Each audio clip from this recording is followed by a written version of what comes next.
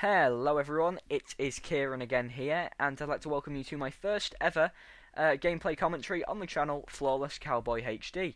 Now, I thought what better way to start off making gameplay commentaries than to actually upload a flawless gameplay commentary, and it sort of ties in with the whole Flawless Cowboy HD thing. I mean, well, actually, the Flawless Cowboy thing, for those of you that don't know, originates from the first mission, no, the first game of Halo, so just Halo Combat Evolved, and the level called Halo, there is a segment of the level called Flawless Cowboy. You should know what I mean. It's when sort of the screen goes from being like full screen to then goes a little bit cinematic, where the top and bottom of the screen get a bit cropped, and then it has like a sort of a couple of words in the bottom right. Flawless Cowboy comes from there, and it's basically something to do with Master Chief, if you read the book, something like that. But yeah, so that's why I call the channel Flawless Cowboy. The game type I am playing on is Capture the Flag, and it's actually shortened down from about 10 minutes to about 6.5 minutes, because could you imagine me talking for 10 minutes? I mean, I've already waffled on about the channel name, and I just get distracted even further, and not really know what to do, and also you probably might find it a little bit boring if it was just me talking to you for about, 10 or so minutes, so maybe 6.5 is okay, hopefully. But yeah, so, the class itself is the Covenant Carbine, and I'd only put the Covenant Carbine on this class from the game before. I actually picked it up and I was doing quite well with it, and I was like, okay, let's try this on a class of my own, and then I go flawless, and I went flawless, got 18 kills, 0 deaths, and 5 assists, because, that classifies as flawless. It's also a running riot, I believe, and I'm not sure if there's a medal for getting a 20 streak, but so I could have been close to that, but I don't really know. But I don't really stick with the Covenant Carbine. You can see here that I've switched to the assault rifle. I also go with the battle rifle at some point, the sniper rifle, and generally other weapons, because it's an interesting thing where you have to switch weapons because you're running out of ammo before you die. It's almost a really good feeling, because you're doing well. It's a bit inconvenient, but it's still really cool because you definitely know that you're having a bit of a good streak, to be honest. And it's also a bit more rewarding if you have to then kill someone, you pick up their weapon because you're out of ammo, and then you sort of kill them again. That's always very, very rewarding. It's Capture the Flag game type, but I'm not actually really helping the team in the way of sort of capturing flags. I'm still helping the team. I will always stand by and say that I'm helping the team by doing what I'm doing. I'm playing the sort of harassing player.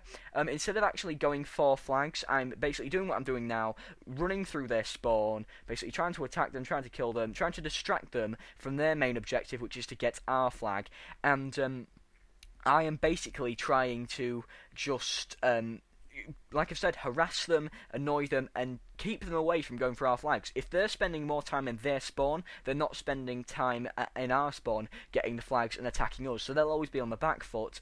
And if I've got the energy sword, it sort of is a defensive weapon because it is a one-hit kill, but it's way more powerful to basically just stay in their spawn and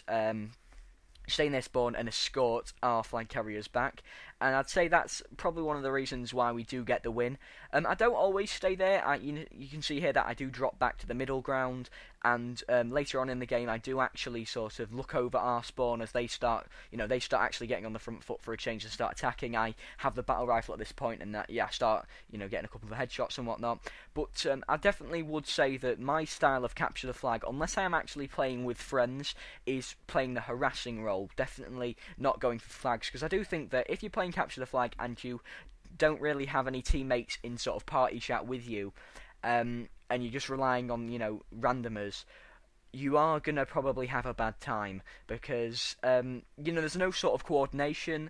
And what we tend to do, or what me and a couple of friends do, is someone will basically be driving the Warthog, and I've always liked to be known as the designated driver, so I tend to drive the vehicles if there's ever a group vehicle. And if any of my friends watch this, they'll probably hate me saying that, because I have been known to not be the best driver ever. And that's sort of an understatement. I have had a tendency to, cause all of us to die by driving into off cliffs or right into the path of a Spartan laser or something like that. But unless we're in like a group, there's like a group of us in a warthog. I'll just be playing the harassing role. If there is a group of us, I'll be driving. Someone will be on the chain gun, and the person in the side seat basically has a rocket launcher or any sort of power weapon they can get their hands on. And how did that guy not kill me there? Imagine if I died just off the running riot, I would have been pissed. But I'm surprised the guy didn't actually get me there. He got behind me at some point and probably could have beat me down or assassinated me, but he didn't. And like I said, I've got distracted. I should have been talking about that other thing. So yeah, commentaries. I haven't done one in a while, and it isn't really my forte. But yeah, so one of us will be driving. That's me. One of us will be on the chain gun. One person will be in the side seat, and we'll basically tear around this spawn, waiting for that guy to get the flag. Hopefully, he will get the flag and not get killed in their spawn.